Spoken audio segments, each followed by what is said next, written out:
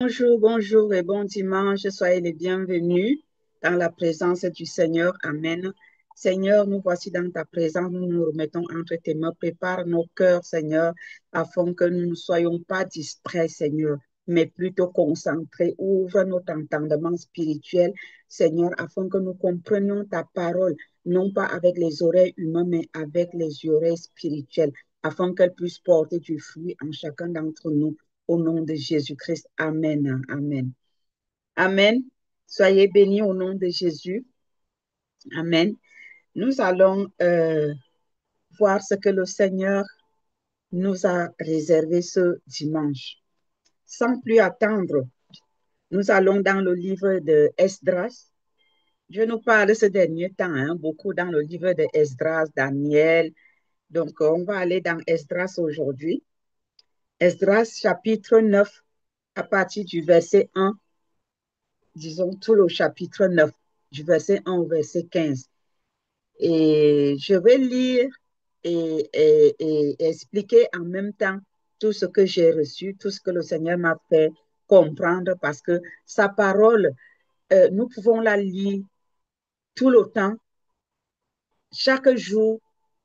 C'est lui qui choisit de développer, de nous faire comprendre, de nous révéler la dimension à laquelle il nous amène. C'est des paroles que je connais, que j'ai souvent lues, mais à chaque fois quand je relis, et ce que j'entends le Seigneur me dire, c'est, comment je vais dire, ça va progressivement dans le bon sens. C'est-à-dire, je comprends de mieux en mieux. Et c'est lui qui choisit de faire ça comme ça. Parce que personne ne peut dire que je maîtrise la parole de Dieu. Sinon, on n'en aura plus besoin du Saint-Esprit pour qu'il vienne nous donner la révélation. C'est pour cela que il nous donne ces révélations progressivement. Nous y allons progressivement et chaque jour, on fait des découvertes vraiment, des découvertes merveilleuses. Alors, je vais lire. J'ai dit Esdras chapitre 9 à partir du verset 1.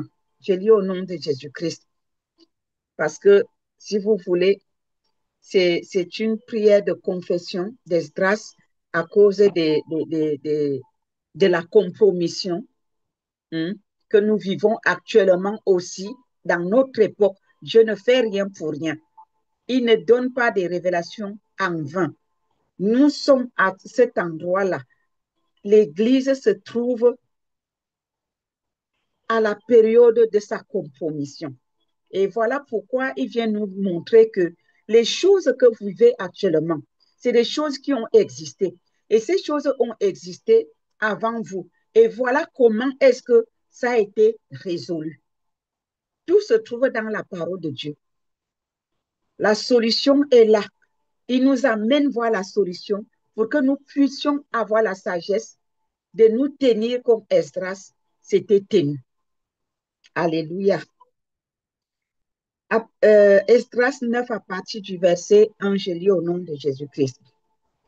Après que cela fut terminé, les chefs s'approchèrent de moi en disant, le peuple d'Israël, les sacrificateurs et les Lévites ne se sont point séparés des peuples de ce pays et ils imitent leurs abominations, celles des Cananéens, des Hétiens, des Phérésiens, des Jubiciens, des Amoriens, des Moabites, des Égyptiens et des Amoriens, car ils ont pris de leurs filles pour eux et pour leurs fils et ont mêlé la race sainte.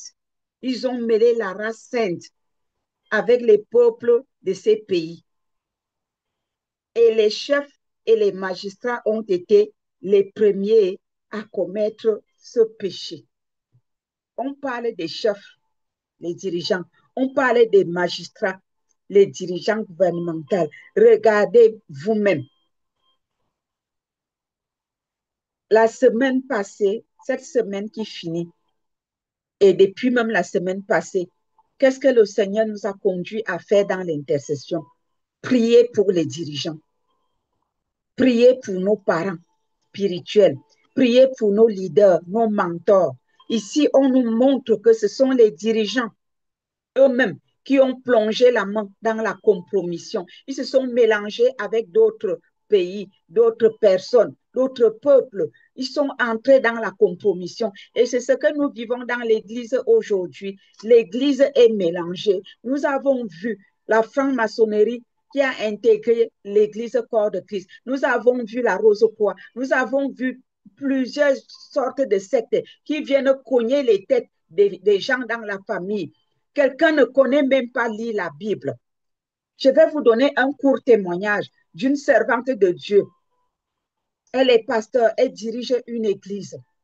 Une femme de Dieu consacrée au Seigneur que je connais même, pas bien même.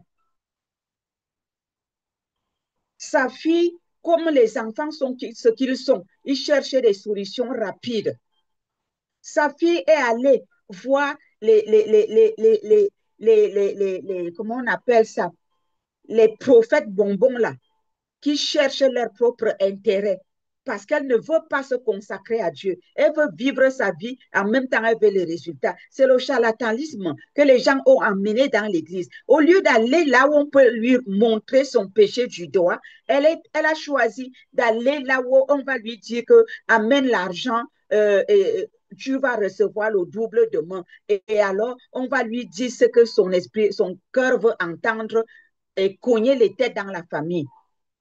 Ce faux homme de Dieu, ce faux serviteur de Dieu, ce faux prophète, il ne sait pas que la maman de cet enfant, de cette fille, est une grande servante de Dieu qui craint Dieu, consacrée pour le Seigneur. Il ne sait pas que sa mère est pasteur. Il se met à dire à la fille que oui, tous tes problèmes viennent de ta maman, ta mère est sorcière, ta maman est ceci, ta maman est cela, ah, il faut la mener ici, moi je vais lui dire mes 4 vérités, machin ceci. Voilà la fille Kounya Kounya. Elle va trouver la servante de Dieu. Oui, maman, un homme de Dieu m'a dit là-bas que mes problèmes viennent de toi. Il faut qu'on aille le voir. La mère dit, ah bon, ah, je suis pressée d'aller voir cet homme de Dieu. Ils sont arrivés là-bas. Le gars ne connaît même pas la parole de Dieu. La servante de Dieu l'a mise au pas. À la fin, il dit à la fille, mets-toi un peu dehors, je vais rester causer avec la maman. Il reste demander pardon à la servante de Dieu. Vraiment, je te demande pardon. Tu sais, il faut seulement qu'on prie pour notre fille là, parce qu'elle-même vit dans le péché et c'est là où viennent ces problèmes. La servante de Dieu lui a demandé, et pourquoi tu ne peux pas lui dire la vérité? Pourquoi tu sais qu'elle vit dans le péché? Elle va à gauche, elle va à droite. Elle est coincée. J'ai amené mes enfants au Seigneur étant petite. Et au jour d'aujourd'hui, elle vit sa vie dehors. Elle est dans la souffrance. Au lieu de lui tirer les oreilles, toi qui es supposé être le serviteur de Dieu, tu lui dis que sa mère est sorcière, sa mère est ceci. Tu ne savais même pas qui je suis. Le gars, il s'est mis à lui demander simplement pardon. Elle est venue, elle est sortie de là, elle m'appelle, elle me dit, ma soeur, tu ne sais pas d'où je sors ce que je viens de vivre. Le dehors est mauvais. Elle me dit que Dieu te bénisse. Elle me dit que Dieu te bénisse parce que tu nous as conduits à prier pour les serviteurs de Dieu, pour les dirigeants. Elle me dit, ce sont même les dirigeants de l'Église qui enfoncent l'Église. Elle me dit, tu imagines si je n'étais pas chrétienne, qu'est-ce qui allait enlever dans la tête de ma fille que c'est moi qui pollue sa vie? Elle me dit, j'ai mis le pasteur là à sa place. Donc, cette compromission-là existe au milieu de nous, dans le corps de Christ, dans la maison de Dieu aujourd'hui, comme nous le voyons ici. Les chefs et les magistrats ont été les premiers à commettre ce péché. Ils se sont alliés. Ils sont entrés dans la prostitution spirituelle. Et c'est là où l'Église se trouve aujourd'hui. Nous allons voir la suite parce que quand Dieu montre quelque chose du doigt, il nous montre également la sortie. Il a l'antidote. C'est ça que j'aime avec le Seigneur. Il ne fait pas seulement les reproches. Il fait les reproches, il nous montre la porte de sortie. Que son nom soit glorifié. Verset 3. Lorsque j'entendis cela, je déchirai mes vêtements. Hein? Lorsque j'entendis cela, qu'est-ce que Ezra a fait? Quand il a entendu qu'il y a la compromission dans le pays, que les dirigeants eux-mêmes se sont compromis. Ceux qui sont supposés montrer le chemin aux autres, ils sont entrés dans la prostitution spirituelle. Qu'est-ce qu'Esdras a fait? Il a déchiré ses vêtements. Il ne s'est pas levé pour calomnier. Il ne s'est pas levé pour critiquer. Il ne s'est pas levé pour condamner, pour fusiller ces gens qui se sont compromis. Et c'est ce que nous, les chrétiens, nous faisons. Au lieu de déchirer nos vêtements dans la prière, au lieu de tomber à plat ventre, au lieu de jeûner, quand on dit jeûnons, prions pour l'Église. Ah, moi j'ai mes problèmes. Ah, moi je vais aller prier pour les autres, qui va prier pour mes problèmes. Est-ce que Esdras n'avait pas de problème? Est-ce que Esdras n'avait pas de soucis? Est-ce que vous pouvez me montrer un homme ici sur la terre qui n'a pas de problème, qui n'a pas de besoin, qui n'est pas persécuté? Soyons des Esdras, les Daniel, les Abraham. Lorsque j'entendis cela, j'ai déchiré mes vêtements et mon manteau. Je m'arrachai les cheveux de la tête et les poils de la barbe. Et je m'assis, désolé. Auprès de moi s'assemblèrent tout ce qui faisait trembler les paroles de Dieu d'Israël à cause du péché des fils de la captivité. Et moi, je restais assis et désolé jusqu'à l'offrande du soir. Puis, au moment de l'offrande du soir, je me levai du sein de mon humiliation avec mes vêtements et mon manteau déchiré. Je tombai à genoux, j'étendis les mains vers l'Éternel, mon Dieu, et je dis, écoutons ce qu'il disait lorsqu'il élevait ses mains vers Dieu avec un cœur brisé. Mon Dieu, je suis dans la confusion, j'ai honte. Oh mon Dieu, de lever ma face vers toi, car nos iniquités se sont multipliées par-dessus nos têtes et nos fautes ont atteint jusqu'aux cieux depuis les jours de nos pères. Nous avons été grandement coupables jusqu'à ce jour et c'est à cause de nos iniquités que nous avons été livrés, nous, nos rois et nos sacrificateurs aux mains des rois étrangers, à l'épée, à la captivité, au pillage et à la honte qui couvre aujourd'hui notre visage. Je m'arrête là. Quand on parle d'ici, est-ce qu'on a dit que c'est Esdras qui s'était compromis, qui était parti commettre le péché, entrer en alliance avec les femmes étrangères et les étrangers, commencer à vivre comme les gens de ce pays-là? On a parlé des dirigeants, des chefs et des magistrats. Mais Esdras a pris ça sur lui parce que ces chefs-là sont ses chefs à lui, parce que ces dirigeants-là étaient ses dirigeants, parce que ces magistrats-là, ce sont ses autorités. Il a pris ça sur lui. Nous devons prendre l'Église de Jésus. Dans l'Église de Jésus, nous sommes un. Nous sommes le peuple de Christ. Donc, quand un tombe dans le péché, ce péché-là nous concerne nous tous. Cessons de jouer à l'individualisme. Oh, c'est pas moi, c'est pas toi, mais la malédiction va te toucher. Parce que nous sommes un corps. Le bras ne peut pas dire je ne fais pas partie du corps. L'oreille ne peut pas dire je ne fais pas partie du corps. Le pied ne peut pas dire je ne fais pas partie du corps. Comprenons ça une fois et pour toutes. Nous sommes le corps de Jésus-Christ. Si un membre a péché, tout le corps de Christ a péché. Si nous ne voulons pas prier pour la compromission qui règne dans l'Église de Jésus-Christ, nous nous faisons du mal nous-mêmes parce que nous n'allons pas avancer. Ne dites pas que le salut est individuel. Ça, c'est vrai, le salut est individuel, mais le péché pollue toute l'Église. Ah oui, il faut comprendre cela. Par contre, si tu pries, la malédiction là ne va plus te toucher. Si tu veux être épargné, tu as intérêt à prier contre la compromission qui règne dans l'Église de Jésus. Si tu pries pour ça, les malédictions venant de là ne vont pas s'attacher à toi. C'est le secret. Parce que vous glorifiez le Seigneur Jésus. Et il sera content lorsque vous ouvrirez la bouche pour lui présenter vos soucis. Il saura que celui-ci est mon enfant. Il répond à mes attentes. Il est un Dieu fidèle. Jésus-Christ est fidèle.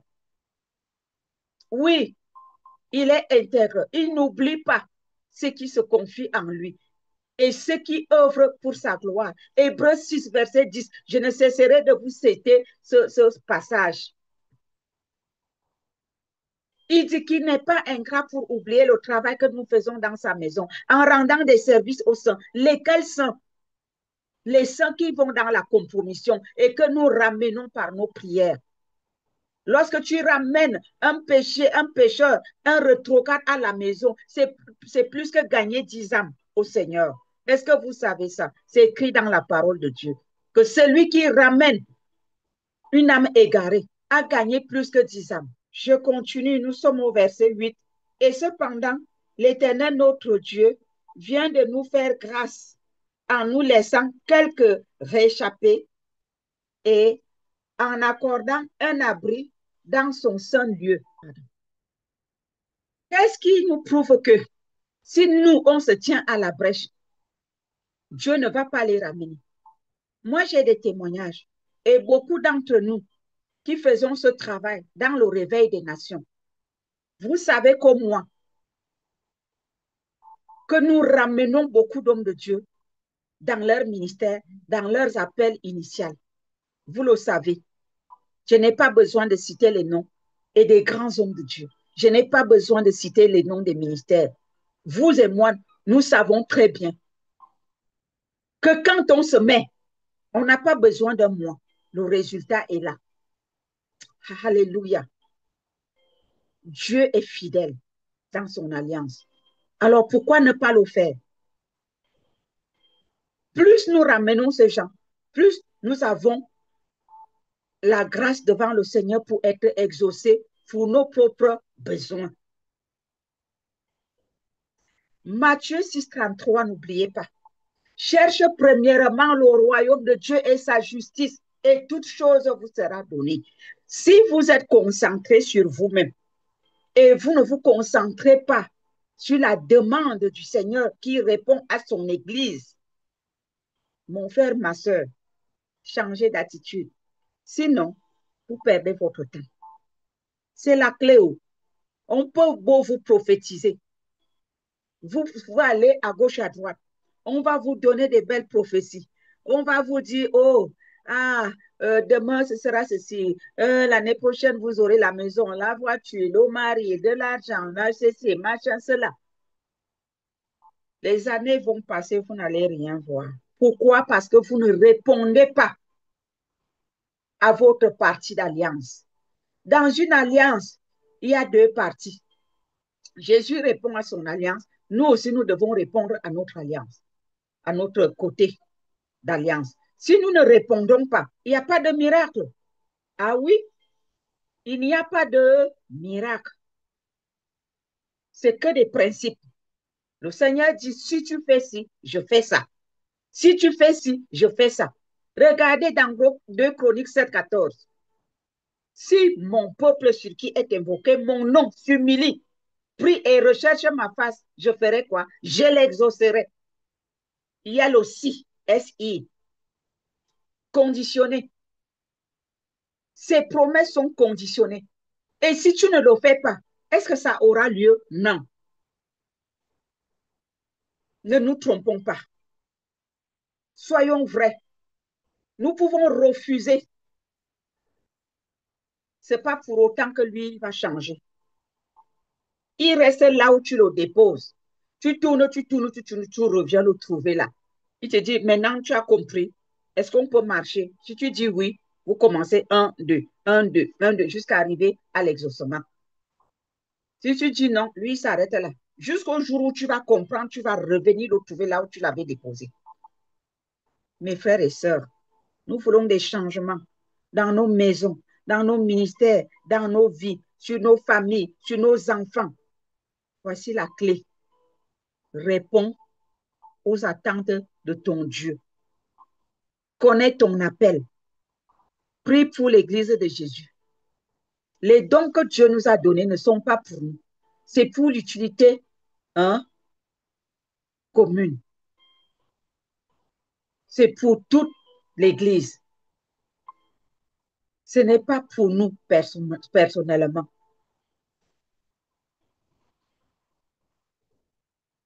Donc, si nous prions, il va aussi changer. Il va les ramener. Il va leur pardonner. Et nous serons tous bénis. Il dit, regardez, je reprends ce verset 8 qui dit, et cependant l'Éternel, notre Dieu, vient de nous faire grâce. Dieu fera grâce. Il fera grâce à nos enfants égarés, à nos parents spirituels égarés, à ceux qui ont fait entrer la franc-maçonnerie et qui ont fait entrer la Rose-Croix, qui ont fait entrer les loges, la compromission, les sectes dans son église. Il fera grâce. Mais à ceux-là qui vont endurcir leurs oreilles, ils passeront par le feu. Il n'y a pas de solution. Il vient de faire grâce en nous faisant quelques, en nous laissant quelques réchappés et en nous accordant un abri dans son saint lieu. Il y a eu quelques réchappés. Ce n'est pas tout le monde. Ça veut dire que parmi ceux qui ont amené la compromission, il y a des vrais agents du diable et il y a ceux qui ont subi. C'est-à-dire, ils ont suivi. Il y a les suiveurs comme des moutons à cause de la compromission, à cause de la convoitise charnelle, à cause des biens de la terre, ils les ont suivis. Ceux-là, si nous prions, le Seigneur va les ramener. Mais les auteurs eux-mêmes, les vrais agents du diable, qu'on appelle livrés ne changent pas. Eux, ils ne changent pas. Ils connaissent leur destination. Leur destination, c'est dans le lac de feu. Ce n'est pas moi qui le dis, c'est écrit dans la parole de Dieu. Afin d'éclaircir nos yeux et de nous donner un peu de vie au milieu de notre servitude. Dieu va les ramener, ceux qui sont ses enfants, qui sont tombés dans le péché, par ignorance, par compromission, par convoitise charnelle. Dieu veut les ramener. Mais il faut que nous, on fasse le travail, ce qu'on a à faire, notre partie d'alliance, nous devons la remplir, accomplir la volonté de Dieu en intercédant en faveur des élus. Verset 9, car nous sommes esclaves, mais Dieu ne nous a pas abandonnés dans notre servitude. Esclaves de quoi? Esclaves du péché. Quand Esdras dit nous, ce n'est pas Esdras qui allait dans la compromission, mais il englobe ce péché parce qu'il fait partie de ce peuple. C'est comme ça que nous devons prier. Seigneur, nous avons péché avec nos parents spirituels, avec nos dirigeants, avec nos mentors. Père, pardonne nos iniquités. Sors-nous de là. Nous sommes tous concernés. Il nous a rendu les objets de la bienveillance des rois de Perse pour nous conserver la vie afin que nous puissions bâtir la maison de notre Dieu et en relever les ruines. Alléluia. Et pour nous donner une retraite en Juda et à Jérusalem. Maintenant, que dirons-nous après cela? Oh, notre Dieu, car nous avons abandonné tes commandements que tu nous avais prescrits par tes serviteurs, les prophètes, en disant, le pays dans lequel vous entrez pour le posséder est un pays souillé par les impuretés des peuples et ses contrées, par les abominations dont ils l'ont rempli d'un bout à l'autre avec leurs impuretés. Je m'arrête là. Nous sommes en voyage ici sur la terre. Tous ceux qui lisent la Bible comme moi savent que la terre appartient au diable. Nous sommes le royaume de Dieu sur la terre. Notre royaume ne se trouve pas sur la terre. Nous sommes le royaume de Dieu sur la terre. Mais la terre appartient à Satan parce qu'il a été précipité au ciel vers la terre. La terre lui appartient, Dieu lui a donné la terre. Cependant, Dieu nous a aussi donné la domination sur toute chose. Il a dit, je vous donne la domination et vous marcherez sur toute la puissance de l'ennemi et rien ne pourra vous nuire. Nous avons l'autorité, nous avons la domination, nous avons le pouvoir que Dieu nous a donné par Jésus-Christ. Bien que nous vivons sur la terre, qui est une terre étrangère pour nous, notre royaume se trouve dans les cieux. Ici, sur la terre, ils ont leur royaume. Satan a son royaume avec ses sujets. Mais nous ne devons pas nous compromettre avec leurs lois, leur royaume qui a ses lois, qui a sa façon de fonctionner. Mais nous devons fonctionner comme dans notre royaume. Nous avons notre code de vie. Notre code de vie se trouve dans la parole de Dieu. Qu'est-ce que la parole de Dieu nous dit? Est-ce que la parole de Dieu nous donne le droit de vivre en concubinage en tant qu'enfant de Dieu, vivant sur la terre? Non. Le concubinage appartient au royaume de la terre, le royaume de Satan et ses sujets. C'est eux qui vivent comme ça. Est-ce que le royaume de Dieu me permet de mal parler de mon frère, de ma soeur, avec qui je viens du royaume des cieux? Non. Je ne dois pas calomnier mon frère. Je ne dois pas calomnier ma soeur parce que nous sommes du même royaume. Est-ce que le royaume des cieux me donne le droit de fusiller, d'incendier mes dirigeants, mes pasteurs, mes parents spirituels, mes mentors, mes leaders? Non.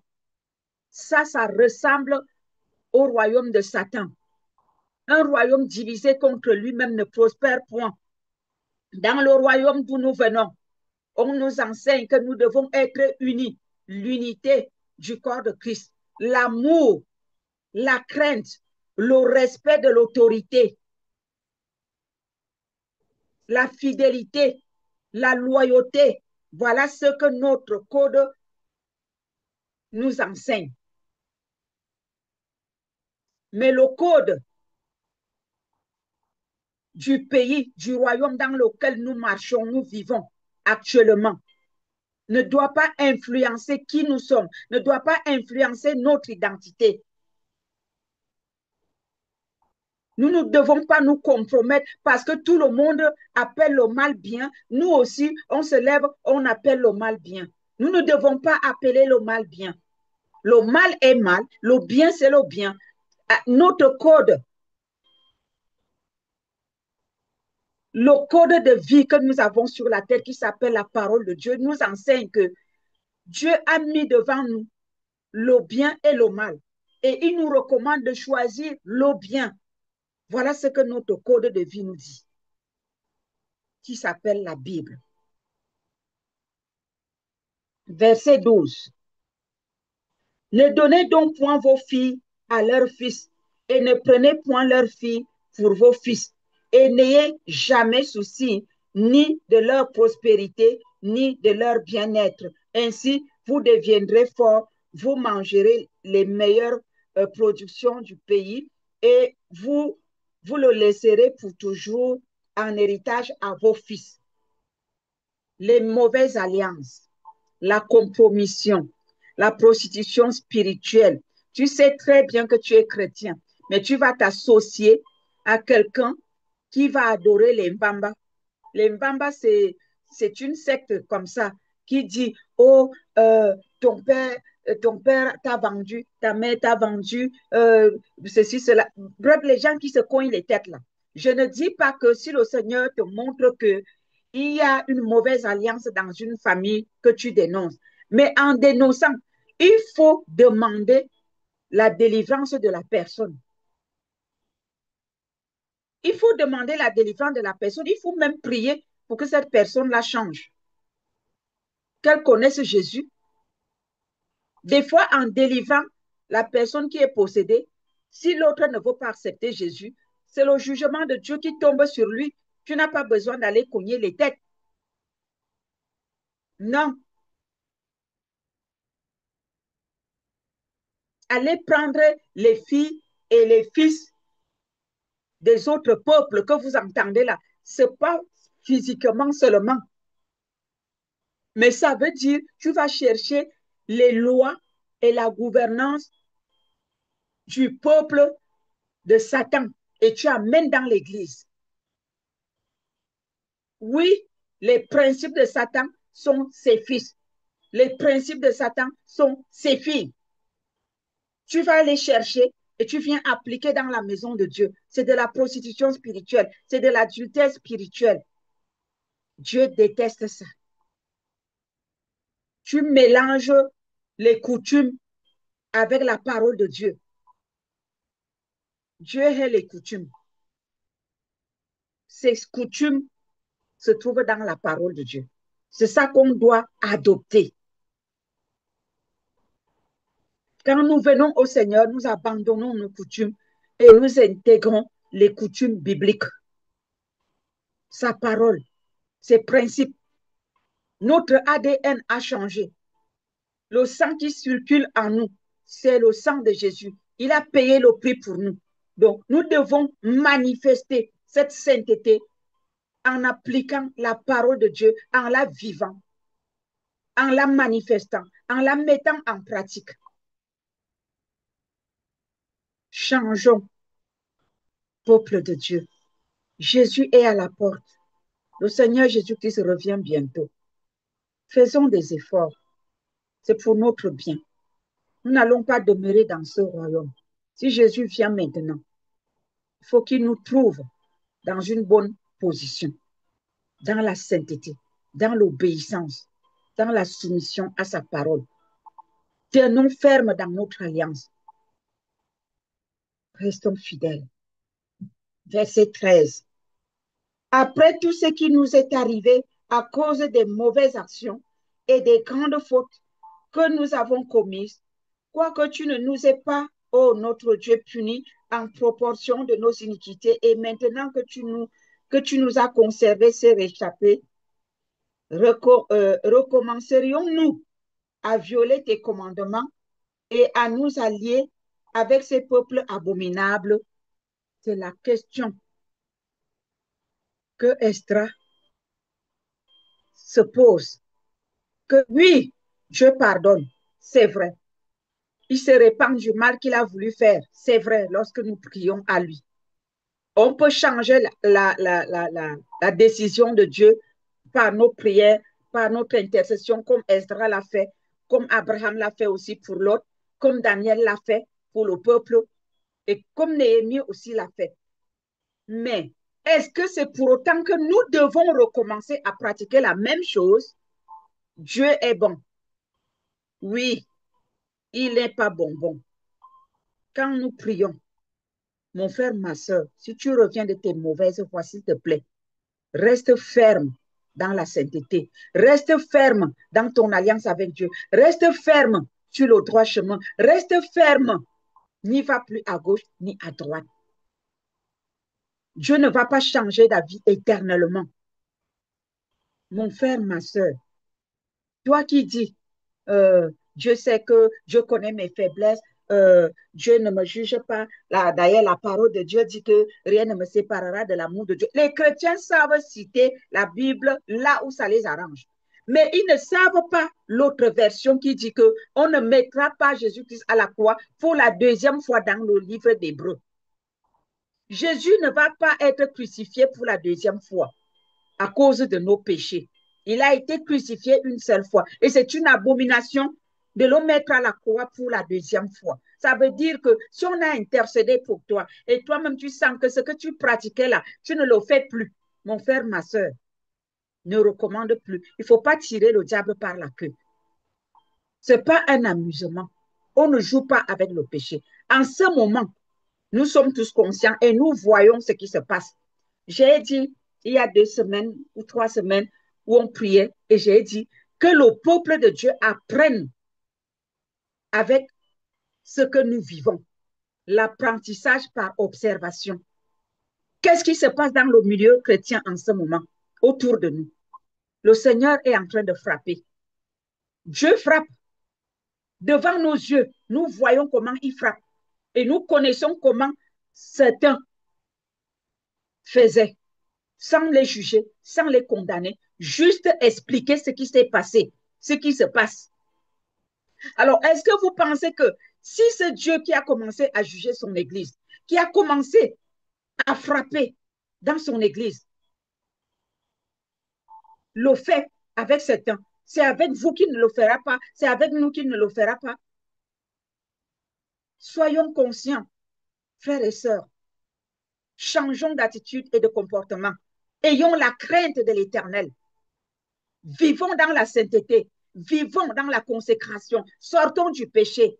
Quand on prêche le péché, vous fuyez d'église, vous changez de camp. Ce n'est pas la peine de changer de camp.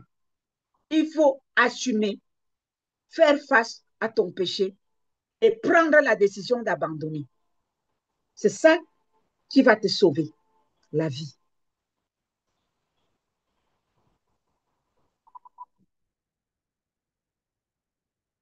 Esdras pose la question, recommencerions-nous à violer tes commandements et à nous allier avec ces peuples abominables? Ta colère n'éclatera-t-elle pas encore contre nous jusqu'à nous détruire sans laisser ni reste ni réchapper? L'Éternel Dieu d'Israël, tu es juste car nous sommes aujourd'hui un reste de ces réchappés. Nous voici devant toi comme des coupables et nous ne saurions ainsi subsister devant ta face. Voilà la conclusion. Ne résistons pas à la volonté de Dieu. Ne lui résistons plus. Nos pères ont résisté. Ils sont morts.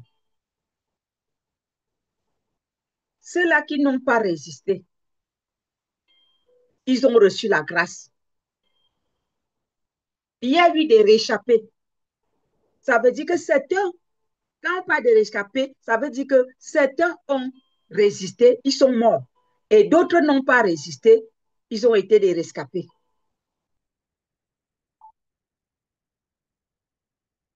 Soyons de ceux-là qui ne résistent pas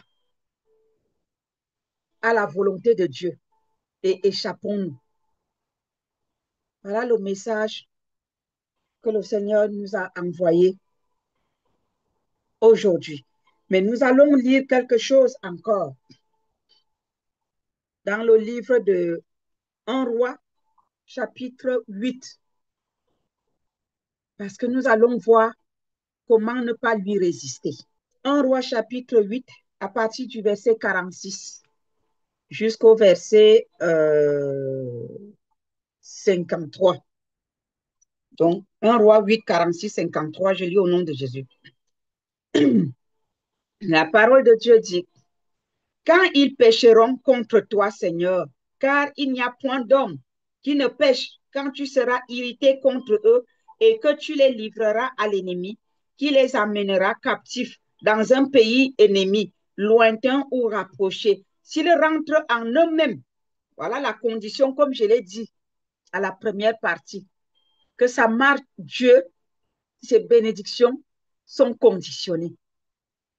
Il dit ici, s'ils rentrent en eux-mêmes, dans le pays où ils seront captifs, s'ils reviennent à toi et t'adressent des supplications dans le pays de ceux qui les ont amenés et qu'ils disent, nous avons péché, nous avons commis des iniquités, nous avons fait le mal, s'ils reviennent à toi de tout leur cœur et de toute leur âme, dans le pays de leurs ennemis qui les ont amenés captifs, s'ils t'adressent des prières, les regards tournés vers leur pays que tu as donné à leur père, vers la ville que tu as choisie et vers la maison que j'ai bâtie à ton nom. Exauce des cieux, du lieu de ta demeure, leurs prières et leurs supplications, et fais leur droit. Pardonne à ton peuple ses péchés et toutes ses transgressions contre toi. Excite la compassion de ceux qui les retiennent captifs. Excite la compassion du péché qui les retient captifs. Afin qu'ils aient pitié d'eux, car Ils sont ton peuple et ton héritage. Et tu les as fait sortir d'Égypte du milieu d'une fournaise de fer. Que tes yeux soient ouverts sur la supplication de ton serviteur et sur la supplication de ton peuple d'Israël pour les exaucer en tout ce qu'ils te demanderont, car tu les as séparés de tous les autres peuples de la terre pour en faire ton héritage, comme tu l'as déclaré par Moïse, ton serviteur, quand tu sortis, quand tu fis sortir d'Égypte nos pères, Seigneur éternel. Nous voyons ici que ceux qui ont prié pour le peuple, qui s'étaient compromis, ils étaient eux-mêmes consacrés à Dieu. Maintenant, je veux parler aux intercesseurs. Je veux parler aux sentinelles des nations. Est-ce que vous êtes consacrés à Dieu? Regardez ce qu'il dit ici. Verset 52. Il dit à Dieu, que tes yeux soient ouverts sur la supplication de ton serviteur, donc tes intercesseurs, et sur la supplication de ton peuple d'Israël, c'est-à-dire tes sentinelles des nations, pour les exaucer en tout ce qu'ils te demanderont. Très bien. Verset 53, car tu les as séparés de tous les autres peuples de la terre pour en faire ton héritage. Dieu nous a séparés. Nous, ses intercesseurs, nous, son peuple, nous, ses sentinelles des nations. Il nous a mis à part. Il y a une mise à part. Tu ne peux pas te lever pour intercéder pour le corps de Christ et tu vis dans la souillure, tu vis dans le mensonge, tu vis dans les commérages, tu vis dans les critiques et la calomnie. Tu seras frappé toi-même plus que celui sur qui tu intercèdes. Il faut que ça soit clair. Nous nous amusons, nous les intercesseurs, nous les sentinelles, à faire n'importe quoi. Ça commence par nous. Tu ne peux pas aller prier pour quelqu'un qui vole alors que toi-même tu voles. Commence par gêner et prier, à crier à Dieu en disant, Seigneur, je ne veux plus de vol. Je renonce. Après, tu pries donc maintenant pour tous ceux qui volent. Pour tous ceux... Qu'est-ce que je veux par là dire? Chacun s'y connaît. Moi, j'étais facilement irritable, très sensible. Je rends grâce à Dieu, je ne suis plus comme ça. Pourquoi? Parce qu'avant d'aller prier pour tous ceux qui sont sensibles, je commençais d'abord par prier pour moi-même. Et le Seigneur m'a délivré. C'était une façon de me dire qu'il m'a aussi exaucé pour toutes les personnes qui étaient très sensibles. Je ne sais pas faire du mal à quelqu'un. Je ne suis pas un ange.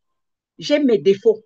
Mais je ne sais pas me lever consciemment et commencer soit à mal parler de quelqu'un, soit à calomnier quelqu'un, soit à poser des mauvais actes contre des personnes. Ce n'est pas mon truc. Je ne connais pas. Mais je, je suis très sensible quand on me blesse. J'étais très sensible aux blessures. Quand on me blessait, ça me faisait très mal. Je souffrais. Je devenais même malade. Je devenais malade à la limite. J'avais tellement mal que ça pouvait faire des jours et des semaines. Je luttais avec et ça me traumatisait. Je disais, Seigneur, ça m'empêche d'avoir ma communion avec le Saint-Esprit. Enlève-moi ça. Ça veut dire que j'ai reconnu mon état. C'est pas facile de reconnaître. Beaucoup justifient cet état. Oh, c'est parce qu'on me blesse. C'est parce que moi, je ne sais pas faire du mal aux gens. Et quand on me fait mal, alors... Non! Qu'on te blesse, le monde est fait pour être blessé. Ah oui? Nous sommes sur la terre. La terre appartient à Satan, comme je l'ai dit au départ. Nous sommes faits pour être blessés. Parce que nous ne sommes pas dans notre royaume où tout va bien. Donc, que faut-il faire? Il faut se mettre au-dessus. Il faut chercher la solution dans la prière. J'en ai cherché, j'en ai eu. Tu peux aussi chercher pour ton problème. Beaucoup ont, Et puis, quand tu cherches la solution, hein, je vais vous dire quelque chose, mes frères et sœurs. Il ne faut pas écouter. Le diable va envoyer ses agents pour t'enfoncer avec des accusations, avec des critiques, des calomnies, pour que tu cesses. Ne les écoute pas. Quand je cherchais ma solution, j'ai prié à haute voix et je disais, Seigneur, je ne veux plus l'irritation. Je ne veux plus m'enflammer. Je ne veux plus la colère. Et certains qui vivent en cachette dans leur péché ont commencé à m'envoyer des pics, à me calomnier. Oui, elle est toujours en colère, elle s'irrite facilement. J'ai fermé mes oreilles à leurs critiques. J'ai fermé mes oreilles à leurs accusations, à leurs condamnations, à leur jugement.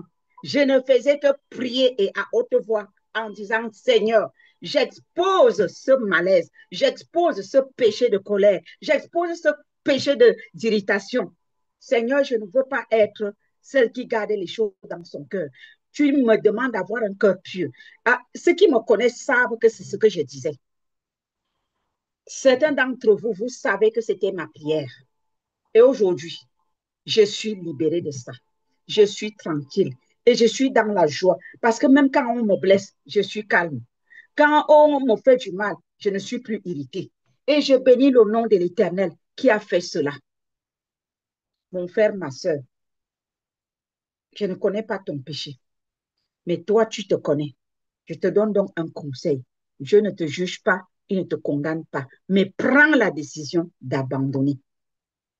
Il dit que si ton peuple, donc, choisit de se détourner de ses mauvaises voies, de son péché, et vient crier à toi, incite la compassion de ce péché qui le tient captif pour que ton peuple soit libéré.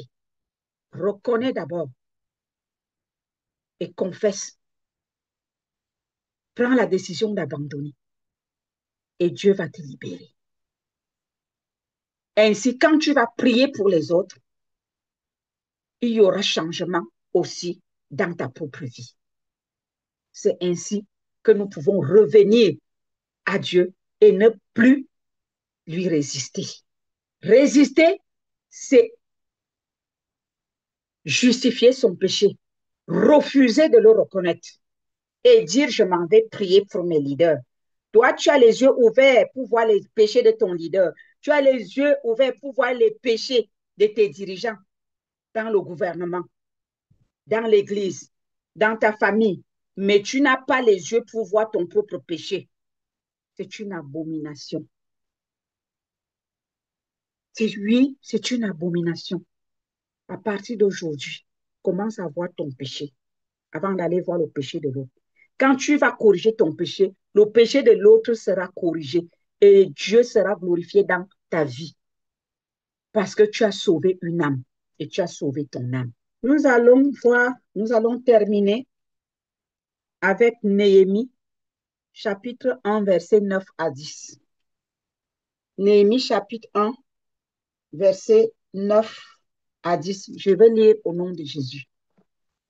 La parole de Dieu dit, Néhémie 1, 9 à 10. Mais si vous revenez à moi, c'est Dieu qui parle. Si vous revenez à moi et si vous observez mes commandements et les mettez en pratique, alors quand vous seriez exilés à l'extrémité du ciel, de là, je vous rassemblerai et je vous ramènerai dans le lieu que j'ai choisi pour y faire résider mon nom. Son nom réside où? Dans le lieu très saint.